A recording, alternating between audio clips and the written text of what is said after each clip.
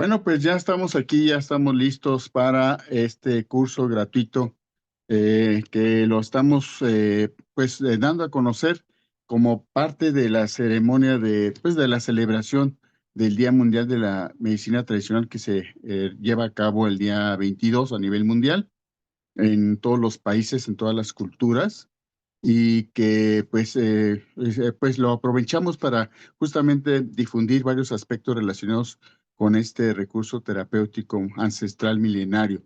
Su servidor, el biólogo Miguel Ángel Gutiérrez Domínguez, pues yo actualmente radico aquí en Morelia, pero yo soy originario de La Piedad, Michoacán, y desde muy joven a los 16 años yo me trasladé a la Universidad de Guadalajara a estudiar biología, después me fui a la UNAM, ahí terminé mi carrera, hice la maestría y pues en ese entonces estaba en pleno apogeo el que los universitarios estuviéramos muy relacionados con todo nuestro entorno social, político, como parte de todo el movimiento del 68 en los que convivieron nuestros maestros, algunos de los cuales ya se nos adelantaron. Y bueno, eso nos marcó a muchos de nosotros con la propuesta de que cualquier conocimiento científico, información académica y demás debería de ser regresado al pueblo, a las comunidades originarias, etcétera, porque pues de ahí nosotros estudiamos de los impuestos de todos los mexicanos y adquirimos ese compromiso. Y bueno, yo incursioné en aquel entonces en varias comunidades de Puebla haciendo estudios etnobotánicos.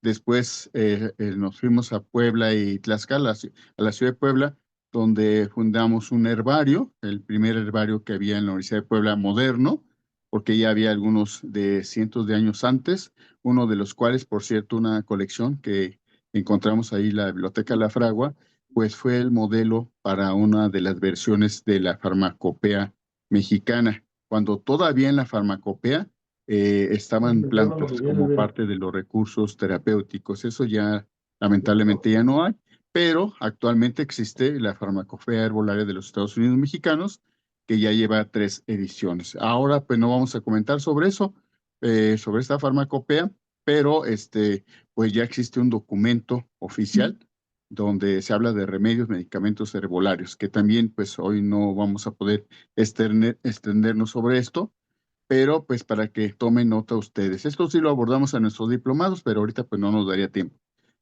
Posteriormente yo estuve en Tlaxcala y fundamos el Jardín Botánico Universitario, casi enfocado a puras plantas medicinales y también una farmacia verde, en la cual más allá de lo que se habla de una farmacia viviente, nuestra pretensión es que se manejara desde la parte neobotánica del rescate del conocimiento tradicional, su revaloración, hasta llegar a productos terminados que en un momento dado sirvieran para las comunidades o para los estudiantes o para la comunidad universitaria, que es donde estaba enmarcada en la Universidad de Tlaxcala, ¿sí?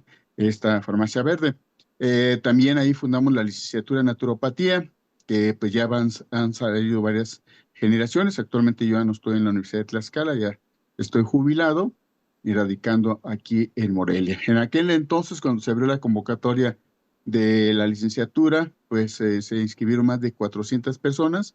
Al final quedaron pues como 40. Se hizo una selección, lo cual pues no debía de haber sido así. Si se proyectaba una demanda muy alta, se debió de haber tenido en un momento dado este espacio para todos. Pero bueno, esta es otra cuestión. Bueno, dentro de esta experiencia en estos años, más de 40 años, en torno a la medicina tradicional, medicina holística, naturopatía, medicina natural, tuve también la fortuna de estar 2, 3 años trabajando en los hospitales integrales con medicina tradicional que hay en el estado de Puebla. Son 15 hospitales, el más antiguo, el de Cuetzalan, ¿sí? Y también tuve la fortuna de estar participando en la biblioteca de la medicina tradicional mexicana, que en su momento pues fue publicada o desarrollada por el Instituto Nacional Indigenista en los años 90 y 94. Nos tardamos 4 años para elaborar esta obra, que salió impresa y ya está agotada. Después la UNAM la retoma o se le dona la información a la UNAM y la sube Actualmente pues está en electrónico. Ya hay más de 1 millón de visitantes, de consultantes de esta biblioteca, que es una fuente primaria para todos los que estamos estudiando, trabajando, promoviendo la medicina tradicional mexicana. Cualquiera que se diga que es experto en medicina tradicional mexicana o que da cursos, talleres, diplomados, debe forzosamente referirse a esta obra tan importante para nuestro país, porque ahí estamos conjuntando información, conocimientos, experiencias de más de 4 años, de más de 40,000 documentos que se revisaron y que, bueno, lo que le falta es que se actualice. Lamentablemente la UNAM no ha actualizado esa información, pero sigue siendo una referencia muy importante para todos los que estamos, incluso en las terapias alternativas, no necesariamente en la medicina tradicional mexicana, ¿sí? También estuvimos trabajando, dimos un taller con la Compich, ahí en Chiapas, con los médicos tradicionales y las parteras, sobre todo hablando de biopiratería, bioprospección. Y bueno, pues desde entonces yo me dedico a dar consulta naturópata, más de 10,000 pacientes he atendido. Y pues también en el caso de la pandemia de COVID, la doctora Claudia, cuando estaba de jefa de gobierno, nos pidió que nosotros pudiéramos dar alguna planta para coadyuvar al problema del SARS. Y pues en ese momento nosotros estábamos cultivando la artemisiana que introdujimos de Asia, de China, y que ya había sido motivo de investigación científica y que se otorgó el Premio Nobel de Medicina a la doctora Yu Yu, sobre todo con sus trabajos en dengue y malaria. Y pues también fue una de las plantas más importantes que se utilizó en Asia y en otros países para la atención del SARS. Ya está comprobado científicamente que evita la replicación del SARS, del Omicron y de otros virus, incluso del VIH. ¿Sí? Entonces, pues es muy importante esta planta. Nosotros la adaptamos a México y la conjuntamos con especies que hay en México antivirales o que estimulan el sistema inmune. Y esto me sirve de paréntesis para entender que la medicina tradicional mexicana va evolucionando, no es algo estático. Nosotros muchas veces hablamos de una medicina tradicional indígena, cuando sobre todo nos referimos a los pueblos originarios, pero ya la mayor parte de los pueblos originarios están inmersos en los cambios, incorporando conocimientos, experiencias de otras culturas, de ahí mismo de la región o de otros países, a través del Internet, de las redes sociales o incluso del celular. Entonces, la medicina tradicional mexicana, si ahorita la quisiéramos ubicar aquí, por ejemplo, en la zona de Pátzcuaro, en la zona purépecha de la meseta, no va a ser la misma que se utilizaba con nuestros abuelos, con mis tíos, con mis papás, porque va a haber nuevos recursos, nuevas plantas, nuevas terapias que en aquel entonces no se utilizaban. Entonces hay que entender que la medicina tradicional evoluciona, cambia, se ajusta a sus tiempos, por lo tanto nunca va a morir, nunca va a ser eliminada, como alguna vez se nos dijo hace muchos años que llegaba la medicina alópata y entonces cualquier otro recurso terapéutico iba a quedar en el olvido. La misma, ustedes saben, o no, a lo mejor no lo saben, que hay una dirección de medicina tradicional en la Secretaría de Salud y ellos hicieron una encuesta hace varios años en la Ciudad de México, una encuesta telefónica para ver qué tanto los citadinos utilizaban recursos terapéuticos alternativos o naturales. Y pues se encontró que había más de 100 recursos que se utilizaban en la Ciudad de México en aquel entonces. También datos de INEGI recientes de hace 2 años, en los estudios que se hacen a nivel de familia, publicó un documento, una estadística, donde se habla que en el caso de los recursos que se invierten en las familias mexicanas a nivel nacional, más del 50% de esos recursos económicos se van a la medicina tradicional, alternativa y complementaria. Entonces, esa es nuestra realidad, que no va en caída en la medicina tradicional, herbolaria y otros recursos terapéuticos alternativos naturales. Todo lo contrario, siguen posicionando y se siguen usando. También había el mito de que en la medicina tradicional era para gente muy pobre, la gente sin educación, sin cultura, etcétera. con un menosprecio hacia el uso de este recurso. Y pues hay datos también que nos hablan que en los países del primer mundo, en Europa, en Alemania, en Francia, la medicina tradicional, la medicina alternativa va a la alza. Esa es también entonces una situación que debemos entender. Otro dato también muy importante, los que estamos en las medicinas tradicionales, alternativas, complementarias, naturopatías, etcétera, los pacientes que nos llegan en la mayor parte de las veces, los consultantes, o la utilizan o van en búsqueda de atención para problemas crónicos degenerativos, no tanto para atención primaria a la salud, ¿sí?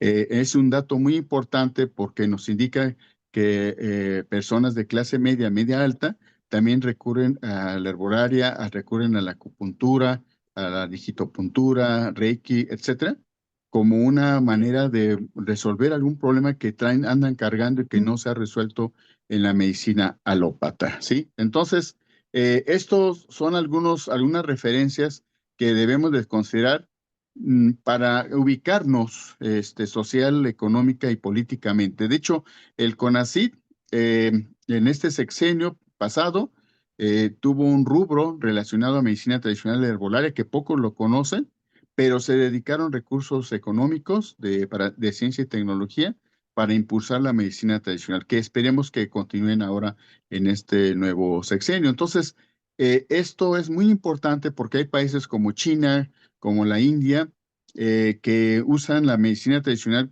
o le dan una importancia muy grande estratégica para también promover sus recursos, como es el caso de la acupuntura, el uso de ventosas, todo esto que ya lo vemos común en muchas tiendas o que vemos a muchas personas que utilizan la medicina tradicional china y también la medicina ayurvédica que está entrando a nuestro país. Ahora pues vemos que mucha gente habla de la ashwagandha, del yaugulan, más allá de plantas que antes venían nada más de China. Entonces esto nos ubica que estamos en una medicina tradicional floreciente, creciente. Sin embargo, no forma parte, en el caso de México, de las políticas de salud. Es una falta ahí, es una deficiencia que tiene el sistema de salud que debemos de nosotros de propugnar para que la medicina tradicional y todo aquello que se habla de alternativo y complementario forme parte del sistema de salud, de las políticas de salud, y más cuando las familias mexicanas dedican más del 50% de sus recursos para este tipo de terapias, ¿sí? Entonces, para que nos ubiquemos y no pensemos que esto es cosa del pasado, de nuestros papás, de nuestros abuelos, y que esto pues ya no es vigente, ¿no? Bueno, en la Biblioteca de la Medicina Tradicional de la UNAM, voy a revisar aquí, a comentar dos puntos para que ustedes también, pues les invito a que la lean y la utilicen y la consulten, porque es nuestra columna vertebral para todos los diplomados y cursos que damos de medicina tradicional, ¿sí? Yo he visto las currículas, los temarios, los módulos, de hecho, tengo aquí varios de cursos de certificaciones en medicina tradicional que se difunden en Facebook y ninguno habla de la biblioteca digital de la medicina tradicional. Parece que no existiera como una obra fundamental, porque en ella, repito, se resumieron mucha información previa desde los códices de la Cruz Badiano, del Códice Florentino, hasta las obras de Maximino Martínez y otras más. Entonces, eh, pues muchas veces lo consultan mejor o saben de ella extranjeros que nosotros. Entonces los invito a que la revisen.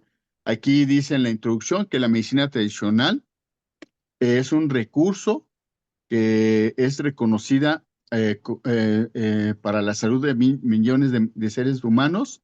Es un componente esencial de nuestro patrimonio tangible e intangible de todas las culturas del mundo y en ella pues se maneja información, experiencias, prácticas para el desarrollo y el bienestar de los humanos, ¿sí?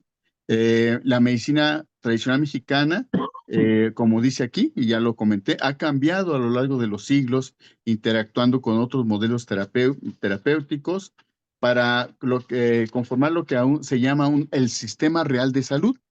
Y yo coincido con los coordinadores de esta biblioteca, el doctor Carlos Sola, en paz descanse, ya se nos adelantó, y el doctor Arturo Argueta, que fueron los que coordinaron esta obra. Esa es la realidad de nuestro sistema de salud. O sea, aunque se habla de un sistema de salud dominante, hegemónico, que es el alópata, si nosotros o si las mismas autoridades, los políticos, hacen una revisión, y nosotros mismos en nuestra experiencia cotidiana, lo que estamos haciendo es conjuntar recursos ancestrales, milenarios, con recursos modernos, novedosos, ¿sí? Y esto pues sería parte de nuestro sistema de salud real, como lo dicen aquí, ¿sí? Y que lo vemos, repito, en las encuestas de INEGI y en otras. Bueno, en este caso, en la biblioteca digital no me voy a profundizar porque esto lo revisamos en el diccionario con más calma. La biblioteca se compone de 4 secciones.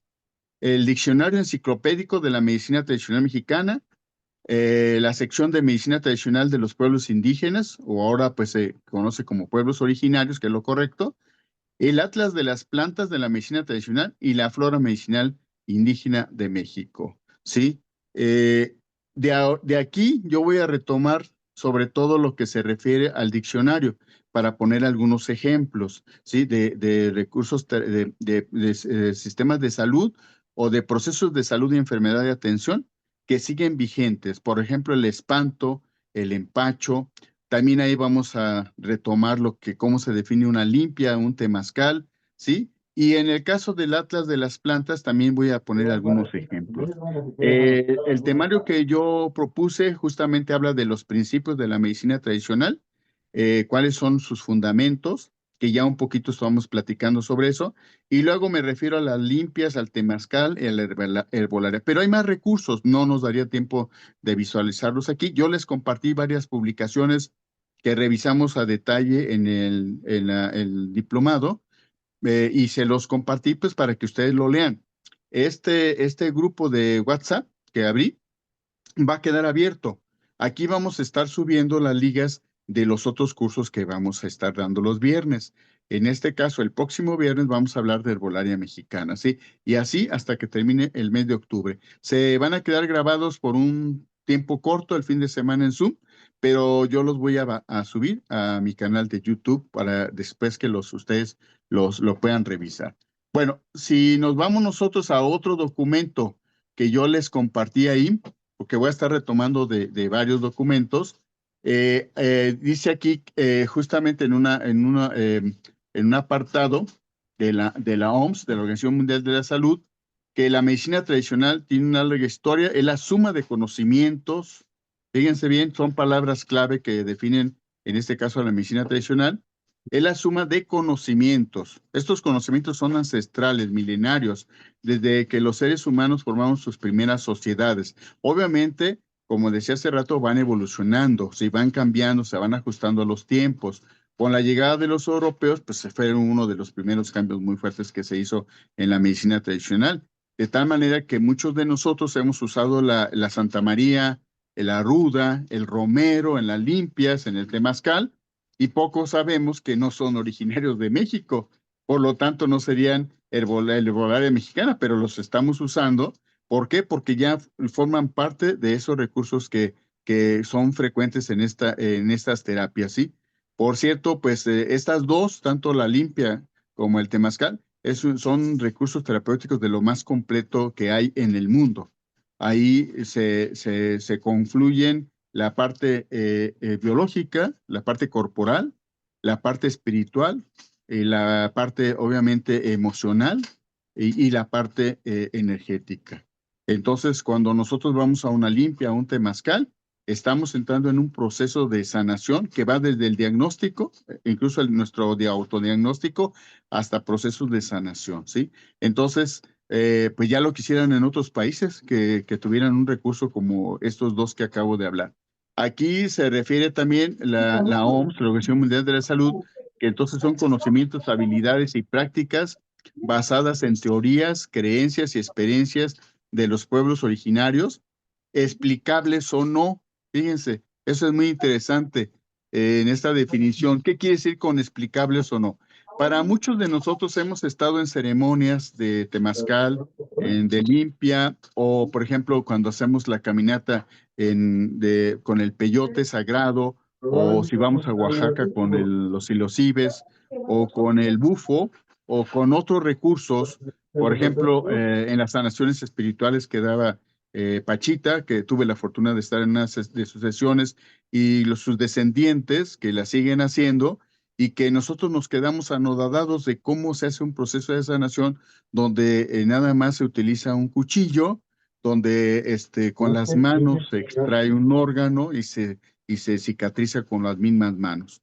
Esto pues obviamente está muy aparte de lo que hemos leído, de cómo hemos visto en nuestra experiencia propia o cuando vemos las curaciones de la medicina dominante o hegemónica, ¿sí? Que es la medicina alópata. Sí, por favor, si quitan los micrófonos por ahí, Salvador. Tienes prendido el micrófono. Es que si no hacen eco y no se escucha bien. Por favor, si son tan amables. Gracias.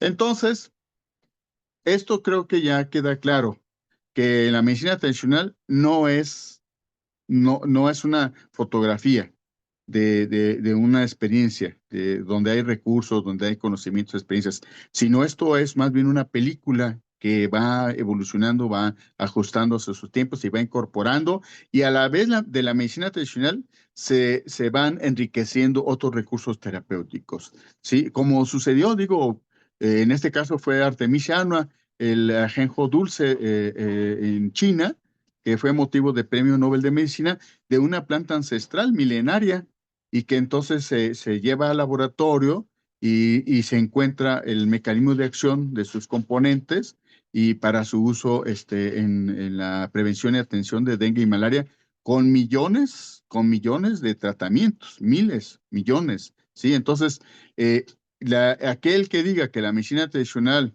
ya murió, la herbolaria ya murió, ya quedó en el pasado, pues está totalmente equivocado, está fuera de la realidad. Aquí también nos habla en esta definición que la medicina tradicional se usa para la prevención y para la atención del proceso de salud de enfermedad.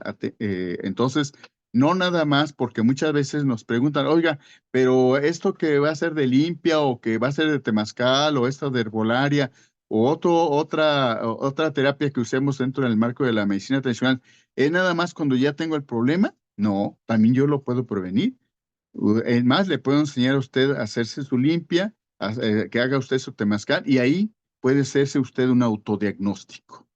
Puede usar el pulso e incluso pues ya se incorporó lo del iris, pues puede ser también una visualización con el iris y con otros más recursos, con la saliva misma, ¿no? Se puede hacer un diagnóstico. Entonces, cuando nosotros abrimos la licenciatura en naturopatía, los médicos alópatas nos preguntaban eso, bueno, ¿cómo ustedes van a hacer el diagnóstico? Si no van a ver el cuerpo, no van a hacer la anatomía y fisiología que nosotros, pues porque hay otros muchos recursos, no nada más lo que tú manejas, ¿sí? Entonces, ese es un gran reto que tiene la medicina tradicional, que siempre ha tenido y que le permite subsistir. Se va amoldando a sus tiempos, va utilizando recursos, conocimientos y a la vez va proporcionándolos, ¿sí?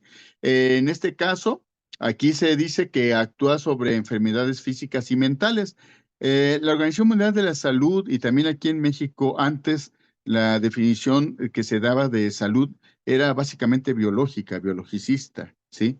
Incluso hay algunos compañeros que dan terapias como el par biomagnético que muchas veces lo relacionan a bacterias, hongos, etcétera. O que dicen que por eso se debe que en el estómago tenemos el segundo cerebro y que si ahí encontramos ciertos bichos, por eso tenemos esos problemas. La medicina tradicional va más allá de eso. Para la medicina tradicional, no, los bichos son importantes, pero más que nada tiene que ver con el campo energético, con la espiritualidad y con la salud mental del paciente. Y por eso hablamos de que hay entidades nosológicas donde se habla de que, por ejemplo, del espanto o que nosotros recibimos energías negativas a distancia o en el lugar donde vivimos está cargado de esto por ciertos factores familiares o por la herencia que se tiene en ese espacio. Y entonces esto se vuelve más complejo, ¿sí? Se vuelve más complejo de tal manera que nos damos cuenta que no nada más es la parte biológica, sino que tenemos que tomar lo otro. Esto no lo olviden porque podemos decir que somos médicos tradicionales y hacer la limpia, ir a temazcal, usar plantas, pero en la práctica no estamos ayudando a la persona, al paciente, a aquellos que ejerzan procesos de autosanación, de autodiagnóstico y de autosanación. Les creamos una dependencia a nosotros. Esto no es medicina tradicional. Sí, estamos cayendo en lo del patrón de la medicina alópata, de la medicina dominante. Una de las tareas que tenemos es orientar al paciente para que él busque su propio camino, asesorarlo, no que nosotros lo vayamos a curar. Eso está equivocado. Yo trabajé con Pachita y después con otra curandera chamana de la parte norte de Tlaxcala, y ella me decía, nosotros, igual Pachita, pues yo el poder de sanación me lo da Cuauhtémoc, o en el caso de Tlaxcala o de otras curanderas o curanderos, no, a mí me lo da una entidad divina, que sea un dios o la Virgen, etcétera, y yo llevo a cabo eso, yo soy como la antena donde se recoge eso y lo ejerzo con las personas, pero incluso yo después ya ni me acuerdo qué fue lo que hice. Entonces, tenemos esa capacidad, ese don, algunas personas, otros no, otras las podemos desarrollar y con eso ayudarnos a nosotros mismos y a los demás, ¿sí? Entonces, esto es muy importante que lo tomemos en cuenta porque pues se presta justamente a charlatanería, a que haya gentes que se ostenten como médicos tradicionales y realmente o tomaron un curso, una plática, un diplomado y ya son médicos tradicionales. No, el médico tradicional se hace. Y como dicen también ellos, eso se nace. Nada más que tenemos que nosotros detectar cuáles van a ser nuestras habilidades. Y hay una gran responsabilidad en eso. Una de mis alumnas hace muchos años en Puebla, ella, uno de sus recursos que más usaba con sus pacientes era la limpia. Ella se dedicaba diariamente a dar limpias, 2, 3, 4 limpias. Y yo un día le pregunté, oye, pero ¿por qué puras limpias? ¿Y por qué no es muy desgastante una limpia? Es incluso riesgoso para el paciente y para ti. Y decía, bueno, es que yo necesito dinero y necesito dar 3, 4 limpias diarias. Le digo, no, pero es que no lo puedes reducir toda la parte económica material.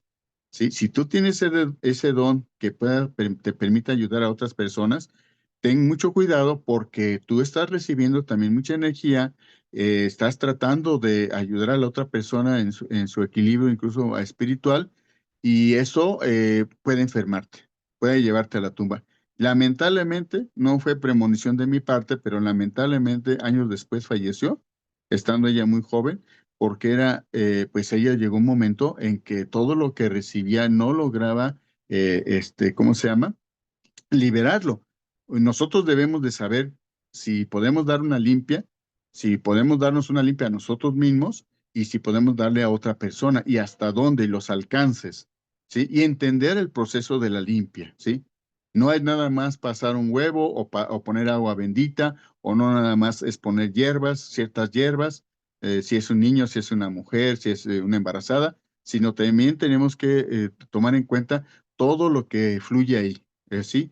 Eso lo visualizamos muy fácilmente ahora que llegó el Reiki, porque ¿cómo podemos hacer sobreposición de manos y podemos sanar a una persona o mandar Reiki a distancia? Bueno, en la medicina tradicional, que el Reiki pues viene de la medicina tradicional asiática, ¿por qué nosotros no podemos hacer eso? Y recibir energías muy negativas de personas incluso a distancia. Bueno, entonces, esto es justamente lo que hay que poner en consideración, porque esto nos dice que la medicina tradicional es algo que lleva una ética, lleva una moral, una serie de principios, y cuando la llevamos a cabo nos implica una gran responsabilidad, ¿sí? Bueno, aquí nos habla también de que bueno, vamos a irnos a otro documento que les compartí por ahí. Déjenme abrir aquí. Yo generalmente no se los comparto aquí por Zoom, porque ya los tienen. Prefiero que los tengan ustedes, que yo les comente un poco sobre el contenido de esos documentos que nos puedan ser útiles para nuestros cursos y diplomas, y ustedes con calma después lo lean, que tomen nota al respecto. Por ejemplo, si nosotros nos vamos a un díptico que les acabo de compartir ahorita, que publicó la Secretaría de Salud hace varios años. Nosotros vamos a encontrar ahí, en este documento, que dice que hay varios modelos, varios sistemas de salud o varios modelos que encontramos en nuestro país o en otros países. Y que tenemos, por ejemplo, cuál es el modelo dominante que pone las reglas del juego, que es el que tiene los recursos económicos, los recursos materiales, el sistema hospitalario, pues la medicina alópata o llamada biomedicina o medicina científica. Sobre ella gira todos los demás recursos terapéuticos, que les decía que en la encuesta que se hizo en la Ciudad de México son más de 100 los recursos que utilizan los mexicanos para la atención a la salud. Entonces, cuando alguien lleva a cabo o abre su consultor, entre comillas, o un espacio para ayudar a sanar a las personas, obviamente seríamos ingenuos no pensar que tenemos que tener ciertos documentos que a nosotros nos hacen pues comprobar en un momento dado ante una visita de inspección que somos médicos tradicionales, que somos terapeutas, que somos hierberos, graniceros, la especialidad que tengamos o a lo que nos hemos dedicado, ¿sí? Porque de otra manera nos vamos a meter en graves problemas, ¿sí? Entonces, es muy importante que si tenemos una formación de médicos tradicionales, por ejemplo, ¿qué pasó con los más de 300 médicos tradicionales que en aquel entonces ahora deben de ser más, con los que trabajamos en los hospitales integrales con medicina tradicional de Puebla? Pues que ellos no tenían ningún documento, aunque trabajaban en el módulo de medicina tradicional, no se les había despedido ningún documento, ninguna credencial y ningún reconocimiento a su labor. Afortunadamente se logró y actualmente pues ellos tienen la opción de trabajar en el módulo o a seguirlo haciendo en sus comunidades, pero ya tienen un documento, papelito habla. Y también cuando nosotros hicimos una evaluación, cuando se abrió la convocatoria a que entraran médicos tradicionales en los diferentes módulos, pues se tenía la duda de si realmente eran médicos tradicionales o no. Y una de las estrategias que se usó es que teníamos que tener pruebas que fueran reconocidos ellos en sus comunidades. Si en sus comunidades ellos eran aceptados como médicos tradicionales, curanderos, hierberos, etcétera, entonces sí podían entrar al sistema hospitalario de la Secretaría de Salud en Puebla, ¿sí? Entonces mucha gente que se había anotado, pues no cumplía con eso y pues ya no formó parte del equipo. Entonces, eso es muy importante para evitar prestarnos a charlatanería. Dice, la medicina alópata, aunque la OMS ya lo señala como un concepto biopsicosocial, como les decía hace rato, porque originalmente la Organización Mundial de la Salud a la medicina alópata nada más la refería a la parte biológica, a la parte anatómica, fisiológica, a los tejidos, a las sustancias químicas. En los años recientes se introdujo la parte social y la parte emocional para entender el concepto de salud y enfermedad, ¿sí? Entonces, eh, habla también aquí que la enfermedad es la alteración del organismo producto de elementos físicos y biológicos. Los factores emocionales y sociales se manejan mínimamente en la medicina alópata, ¿sí? Eso es algo que todavía vemos muy evidente si vamos a la Secretaría de Salud, al Seguro Social, al NIR Bienestar, etcétera, que sigue todo girando y en la formación de un médico sobre el aspecto físico y biológico y dejan a un lado todo el aspecto social, emocional, aunque en los datos que nos toman, muchas veces se refieren a eso y nos dicen, bueno, su alimentación cuál es, ha tenido alguna situación, algún problema familiar, no le dan la valoración respectiva cuando se hace el diagnóstico. Se atiende además la enfermedad enfocada al cuerpo, o sea, lo biológico, y sobre todo de manera individual. Parecería que esa persona no vive en un entorno familiar y social, ¿sí? Cuando justamente sabemos que si hay una situación familiar muy fuerte, digo, ahora lo encontramos en el COVID. ¿Cuántas personas afortunadamente superaron COVID, otras se nos adelantaron, pero tuvieron graves consecuencias porque por el aislamiento cayeron en depresión, perdieron sus trabajos y eso motivó que si no se fueron por el COVID, se estuvieran ahorita están en una situación pues muy delicada porque el cáncer se fue para arriba. En sus pacientes post-COVID hemos encontrado que aumentó fuertemente la incidencia de cáncer. Entonces, obviamente, el entorno en la casa, con la familia, en el trabajo, tiene mucho que ver en el proceso de salud y enfermedad, ¿sí? Si no lo entendemos así, estamos muy mal, porque como decía yo hace rato, no es una salud real, ¿sí? Estamos nada más agarrando un pedacito que es lo biológico, ¿sí? Entonces, dice aquí, se utilizan las plantas en el caso de la medicina alópata, pero las reducimos a sustancias químicas, a principios activos, ¿sí? A plantas maravillosas, sus principios activos maravillosos. Por ejemplo, uno de los más conocidos es con el que se obtuvo la aspirina, el ácido acetil salicílico, que en sus orígenes pues fue del ácido salicílico que se encuentra en el sauce, en el llorón, en el huejote, como se dice en náhuatl, y que en México tenemos varias especies y que nuestros antepasados también lo usaban o lo siguen utilizando en muchas comunidades de pueblos originarios o mucha gente en la ciudad para prevención de problemas que atiende, por ejemplo, la aspirina, para evitar un infarto, una coagulación, para ayudar a un dolor de cabeza, etcétera, ¿sí?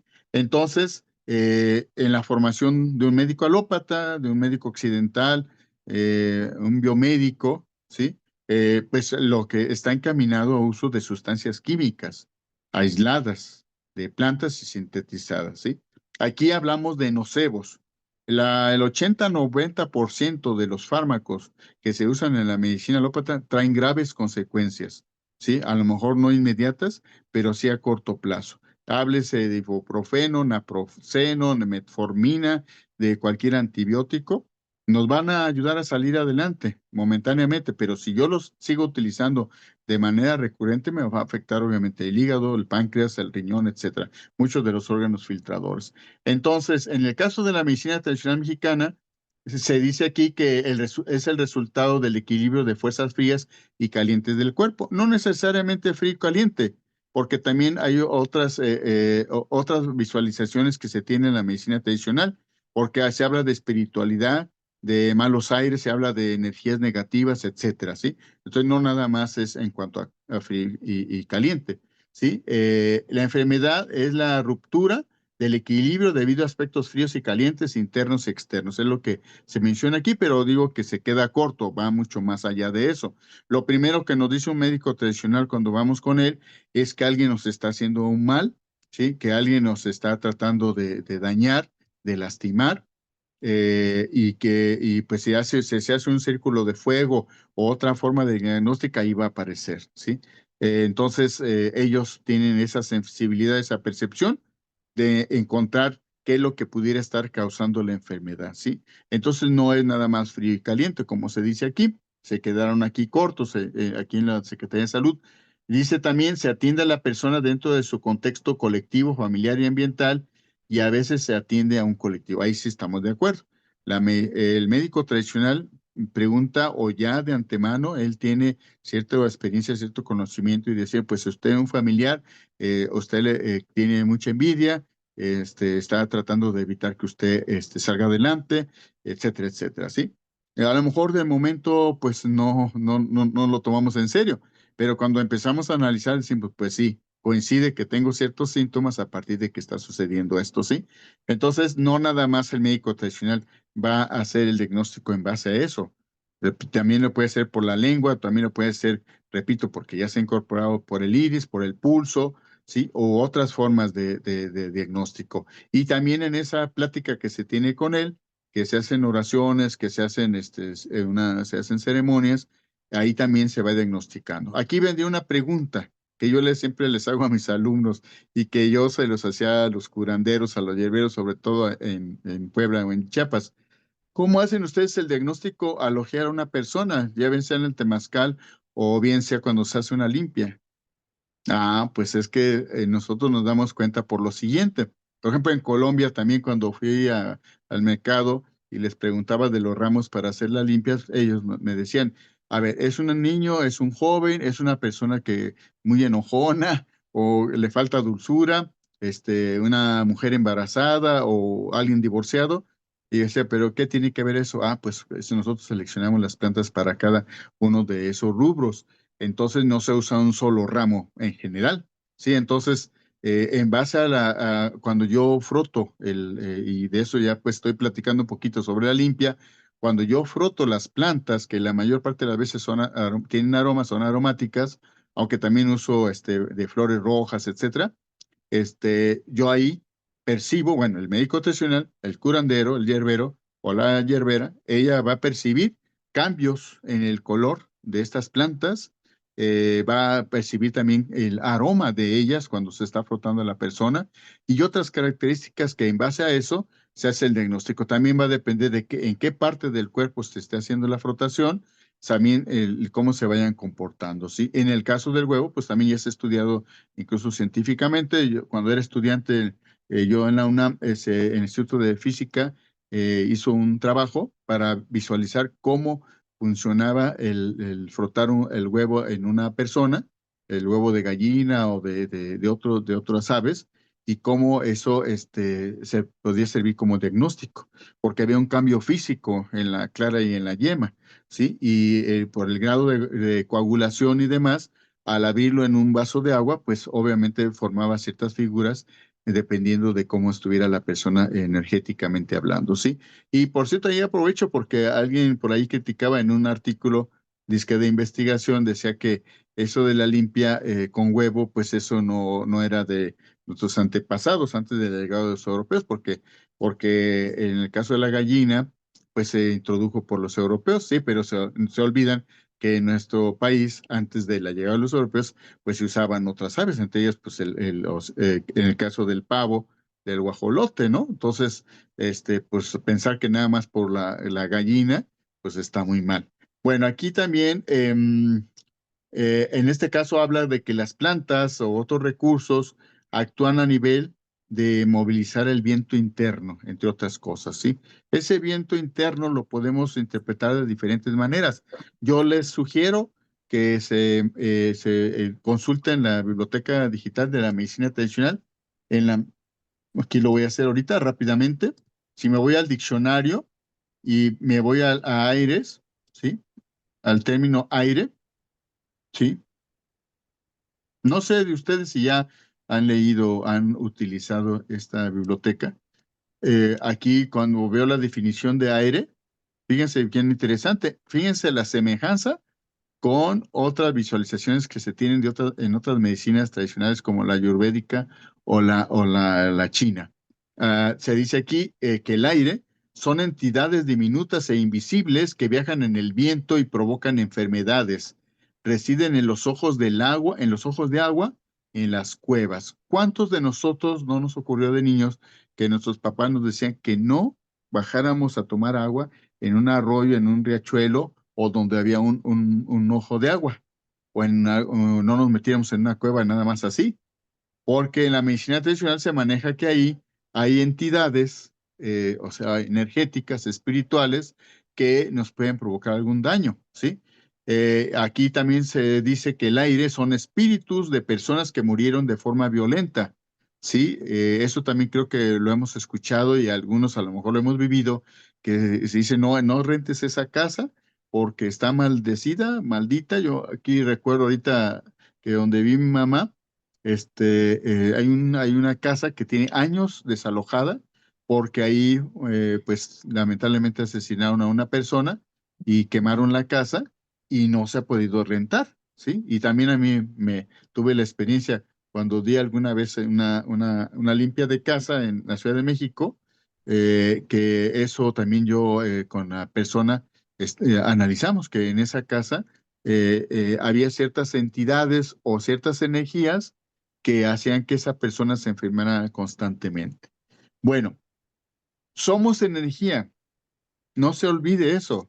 Ahorita lo que estamos aquí, están viendo esta figura humana, pero es energía y ustedes allá son energía, aunque no les vea, les exprese. Pero habemos o hay personas que tienen la capacidad a distancia de decir, no, esta persona, por la foto que subía o por cómo está hablando, se está comportando, trae esta situación, ¿sí? O le están haciendo esto. Entonces, no es una cosa de brujería o charlatanería, es energía hay personas que en base a eso pueden ser muy sensibles a esa energía y manejarla de tal manera para que pueden provocar un bien o un daño. ¿sí? Eso es en lo que se fundamenta, entre otras cosas, la medicina tradicional. También se dice que el aire es emanación creada por ciertas actividades como las danzas rituales, la brujería, etcétera, o emanaciones de un cadáver. Si ustedes recuerdan que, y hasta la fecha, ¿quién se va a aventar a ir a un panteón solo? ¿Sí? O a los niños, ¿sí? Que les pongan una ruda o que les pongan un moño rojo para de protección o algún lacito rojo u otras cosas, ¿no? Entre que sean peras o sean manzanas, pues póntela porque no sea la de malas que pesques algo negativo. También se habla de que es una corriente de viento frío, ¿sí? Y bueno, ahí ustedes lo pueden revisar con más calma en la biblioteca Pues y ahí viene también los recursos que se utilizan para atender esta situación de los aires. Y hay una clasificación muy compleja de los aires, ¿eh? Pues se habla de aire de basura, aire de arcoíris, aire de cueva, aire de muerto, aire de noche, aire echado, aire malo, etcétera. Entonces, como ven, la nosología o los síntomas o los padecimientos para los que estamos en medicina tradicional sí lo consideramos así, no los consideramos como, perdón, los consideramos como síndromes pero síndromes no de filiación cultural, síndromes en los cuales hay una interacción entre aspectos espirituales, energéticos y biológicos, y obviamente pues, los emocionales, ¿sí? Entonces, no es tan simple. Cuando yo trabajo en la medicina tradicional, no cualquiera puede desarrollar un proceso en el cual pueda permitir la sanación o el diagnóstico, sobre todo, ¿sí? Bueno, en otro documento que les compartí de la Secretaría de Salud, que es muy importante, véanlo ustedes, el título dice Relación intercultural con la medicina tradicional, ¿sí? Aquí habla, por ejemplo, de qué es la interculturalidad, cuáles son los modelos de atención, como ahorita los estábamos comentando, ¿sí? Y, por ejemplo, si nosotros comparamos medicina tradicional mexicana con la medicina china, con la japonesa, con la hindú, que viene aquí un cuadro comparativo, pues nos vamos a dar cuenta de las semejanzas y las diferencias entre estos diferentes sistemas de salud, estos recursos terapéuticos. Pero lo que vamos a encontrar en común en todas las acepciones, en todas las vertientes de la medicina tradicional en el mundo, es que al ser humano se considera holísticamente, cuerpo, mente, espíritu y energía. El sistema de salud dominante, la biomedicina, nada más tomó una parte de ello, como lo decía hace rato, la parte sobre todo biológica, la parte anatómica, fisiológica, las sustancias químicas, las moléculas, ¿sí? Pero dejó a un lado la parte emocional, no se diga la parte espiritual, la parte energética, etcétera, ¿sí? Entonces, nada más se está tomando un pedacito de algo que es más complejo y que puede ser que ahí esté el detonador de la enfermedad, porque una persona recurrentemente, ¿sí? Bueno, ahorita te comento, María del Carmen. Recurrentemente se está enfermando de miomas. Nosotros hemos visualizado desde hace varios años y tenemos muchos pacientes que el miomatosis uterina es una pandemia. Casi el 60-70% de las mujeres, una vez que empiezan a menstruar, tienden a tener miomas. ¿Por qué no se considera una enfermedad importante en nuestro país? No está en las estadísticas, ¿sí? Tendrá que ver con el machismo, con que no se ve todavía a las mujeres, no se considera algo que puede ser riesgoso el mioma, ¿sí? Y que les quitan la matriz, aunque sean jóvenes, aunque se hayan embarazado, no tengan hijos, ¿sí?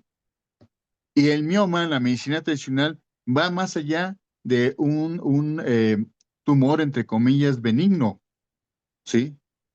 En la medicina tradicional se considera que tiene que ver con una situación relacionada a su pareja, a ella misma, a su autoestima, a la procreación, ¿sí?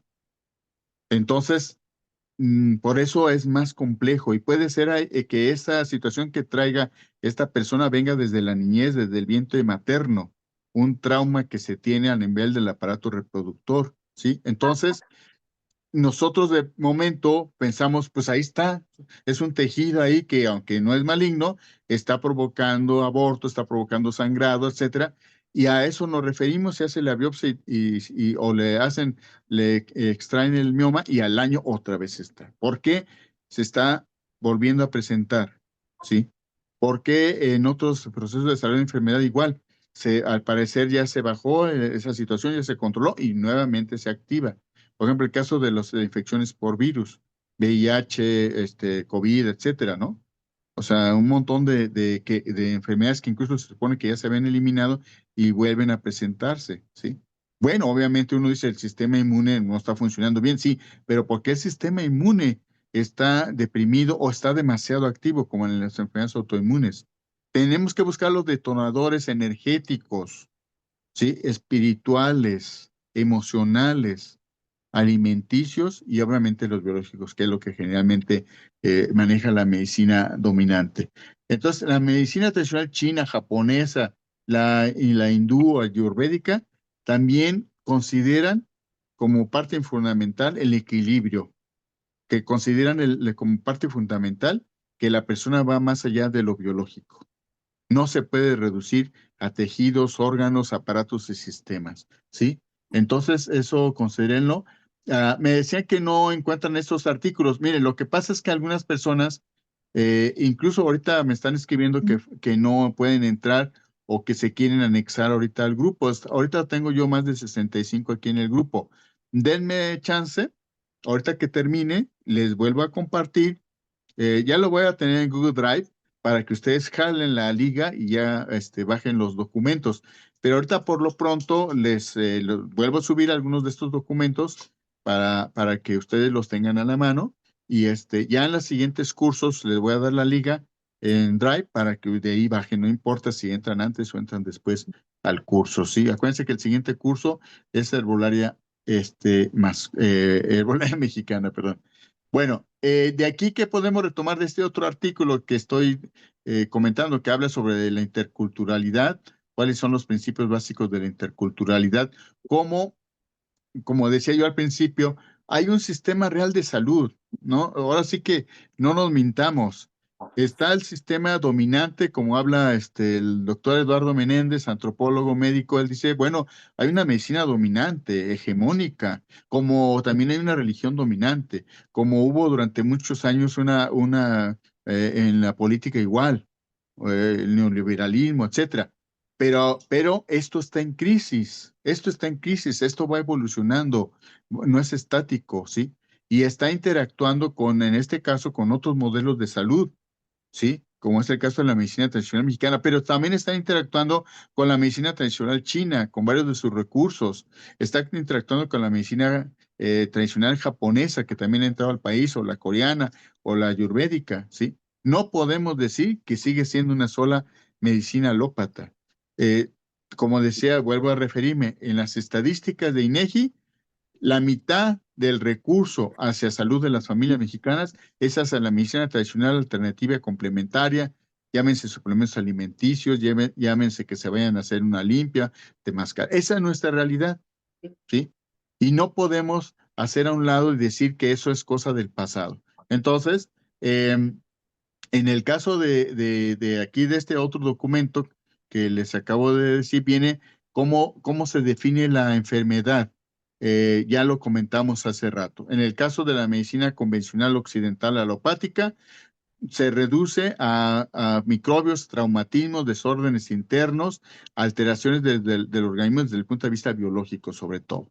En la medicina tradicional mexicana se habla de equilibrios, de entidades que traen energías negativas, tiene que ver con nuestra relación familiar, con amigos, esposas, hijos, etcétera, con que alguien nos quiera hacer un mal o estamos en como llaman algunos psicólogos, en un ambiente muy negativo, ¿sí? Con personas muy negativas y que nos están constantemente quitando energía, que nos están desgastando y por eso nos enfermamos recurrentemente. En el caso de la medicina china, se habla de ruptura del equilibrio energético del cuerpo, debido a características internas y externas, o ahí se comparte pues con la medicina mexicana también. En la medicina ayurvédica se habla de que hay un descuido corporal y la toxicidad de ciertos alimentos, pero también un desequilibrio, ¿sí? En el caso de, viene también una comparación en cuanto a las causas de las enfermedades, cuáles son los detonadores de estas enfermedades. Por ejemplo, en la medicina china ya sabemos que eso tiene que ver a los principios de energía del yin y yang, ¿sí? Si están en desequilibrio, si se está cargando más hacia el yin, hacia el yang. En el caso de la medicina mexicana, tiene que ver con personas, con animales, objetos, planetas, con el cosmos, ¿sí? Y cómo está esa interacción. En el caso de la medicina hindú, tiene que ver con el ambiente también, con la salud y con fenómenos individuales. Viene también, hay una gráfica de atención médica, cómo se hace la atención médica, cómo se hace el diagnóstico, cómo se llega a hacer entonces a sugerir el tratamiento, en base a qué, ¿sí? Acuérdense que en la medicina mexicana, aparte de que nos digan, bueno, ya ahora por ese sincretismo, a partir de la llegada de los europeos, se usa mucho el agua bendita, por ejemplo, o que vayan a un río y recojan agua de manantial, etcétera, limpia, y con eso pues se limpia la casa, nos bañemos, o al bebé, ¿sí? Pero también se incorpora que el incienso, que antes era copal, ahora pues hasta luego en las ceremonias, muchas ceremonias de limpias usan inciensos sintéticos, y incluso ahora que viene ya la época de muertos, entonces pues el copal, pero nada más es en ese momento. ¿Por qué el resto del año no usamos el copal? ¿Por qué nada más en esta temporada? ¿Y cuál es la función del copal, del sahumerio? No nada más, muchas personas piensan que es para dar aroma, dar olor, no.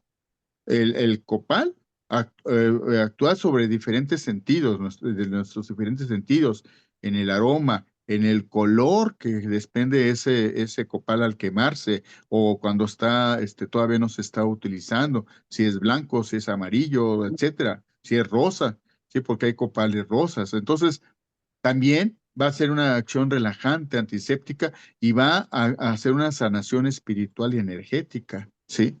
Entonces, esto es muy importante que yo lo utilizara incluso, ¿sí? Exacto, te decía que lo usara yo constantemente en casa. ¿Con qué lo estamos sustituyendo? Con puras sustancias químicas, ¿sí? Que con bueno, el pinol todavía tiene aceite de pino, pero muchos otros son sintético, ¿sí? O sea, que nos afecta a nuestra salud, que nos produce alergias y demás, cuando tenemos una riqueza muy grande de copales en México y de inciensos, ¿no? Entonces, de origen natural. Se utiliza en el caso de la medicina, entonces, ok, bueno, ¿qué más? El concepto, eso yo les sugiero que lean de este documento, vuelvo a decir el título del documento que ya se los compartí, y los que no lo tengan ahorita se los vuelvo a compartir. Se llama Relación Intercultural con la Medicina Tradicional, ¿sí? Bueno. Yo, en la metodología que yo uso, que algunos compañeros dicen, es que usted usa la metodología de Sócrates o aristotélica, perdón, de poner a pensar o a reflexionar a las personas y no darle la receta y decir, a ver, anoten, medicina tradicional mexicana es esto y esto. No. Revisen, lean, critiquen, cuestionen. Es lo mejor que podemos hacer. Desde mi punto de vista, es lo mejor en los cursos, en los diplomados. Porque muchos dicen, bueno, ¿y cuándo me va a dar una receta para la limpia o eso? Aquí está, métete, a ver, vamos aquí, métete a limpia en medicina tradicional en el diccionario, ¿sí? Y ahí, ¿qué voy a encontrar? Pues vas a encontrar diferentes recursos que se usan para la limpia. Está limpia con huevo, limpia de fuego, limpia de vagina, limpiador, limpia con saumerio, ¿sí? Y entonces, bueno, si tienes una duda, pues lo resolvemos en el curso, en la asesoría, pero no quieras la receta de todo, porque es justamente una deformación que tenemos en nuestra educación, que queremos que nos den la receta y no nos ponemos a pensar o analizar. Aquí la página 11 viene algo muy importante que no lo deben de perder de vista. La cosmovisión de los pueblos originarios y de la medicina tradicional, ¿sí? Conceptos que son fundamentales, que caracterizan a nuestra medicina tradicional, ¿sí? Eh, por ejemplo, aquí se habla de que el ser humano es un todo en el del que no se puede separar el cuerpo, la mente y el espíritu. Eso creo que ya lo hemos, y yo soy muy reiterativo con eso, porque lo perdemos. Sí, los voy a posar al final. Sí, los voy a poner al final. este, lo perdemos de vista. Incluso si ustedes son terapeutas, son hierberos, curanderos o están estudiando sobre eso y llega un paciente y dice, oiga, doctor, que no soy doctor, soy hierbero, soy terapeuta, soy naturópata. Bueno, sí, está bien, doctor. Deme algo para el dolor de cabeza, ¿sí? O deme algo para hemorroides o para varices o para hipertensión o a otros niveles, como nos llegan muchos casos de para cáncer, para VIH, VPH. Pero ¿qué quieres tú? Pues una planta milagrosa que me resuelve el problema de ya. No, pues eso no existe. Como decía Petita, mi primer paciente de lupus eritematoso, que ya estaba desahuciada y le daban 1 mes y medio de vida. No, pues es que todo fue milagroso. El milagro lo hizo usted por su lucha de salir adelante, por superar el problema, a pesar de que le dijeron que tenía 1 mes y medio de vida, de su pareja, que siempre la ha apoyado, ha creído en usted, de su hijo, de su entorno familiar, porque tiene 135, tenía ahijados, yo creo que ya tiene más, que todos lo aprecian, por su comunidad que la quieren mucho, por el de arriba que usted cree en un ser divino, ¿sí? Por todo eso y con las plantas, obviamente, que son plantas, todas las plantas para nosotros son plantas de poder. Hay personas que las han separado y dicen la planta de poder es el peyote, el toloache. No, no, todas las plantas son de poder. Si yo las sé utilizar adecuadamente, son poderosas todas, solitas o acompañadas en sinergia. Ahí fue una planta que ella tenía en su casa y que no sabía que ahí esa era la que le iba a sacar adelante, ¿sí? Entonces, en ese caso, cuando conjuntamos todo esto, pues tenemos resultados, ¿sí? De otra manera, si nada más le estamos apuntando a un fármaco, a una planta, a que ya me hice una limpia por huevo y ya voy a estar bien, estoy muy mal.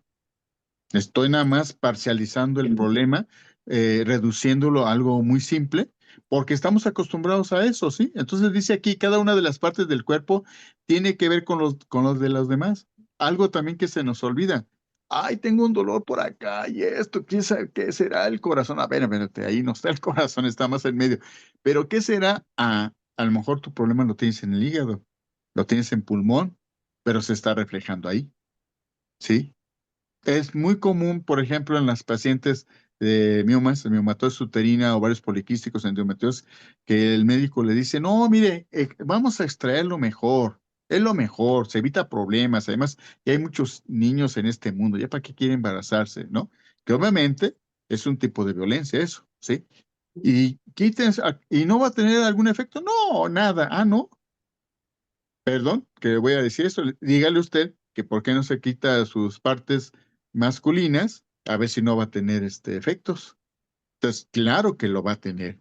Así sea un rasguño, sea una pequeña herida, una biopsia que me hagan, va a tener consecuencias. Por eso en la medicina alópata se habla sobre todo de nocebos, ¿sí? Ahí es lo que domina la medicina alópata, que a nosotros que estamos en la medicina tradicional nos dice que usamos muchos placebos, sí, pero si la persona con eso sanó, si lo vemos incluso en los estudios de laboratorio que hubo una mejoría porque ella creyó, tiene fe, hizo su trabajo diario de autosanación, pues aunque tú no le encuentres una explicación científica a eso, ahí está el resultado. ¿Qué es lo que hace rato estaba yo comentando, se me olvidó recalcarlo, cuando define la Organización Mundial de Salud a la medicina tradicional, que dice en ese párrafo, con recursos o tratamientos que no tienen explicación? No le encontramos una explicación científica. Bueno, no me voy a esperar hasta que tú me lo demuestres en laboratorio científicamente para que yo lo lleve a cabo.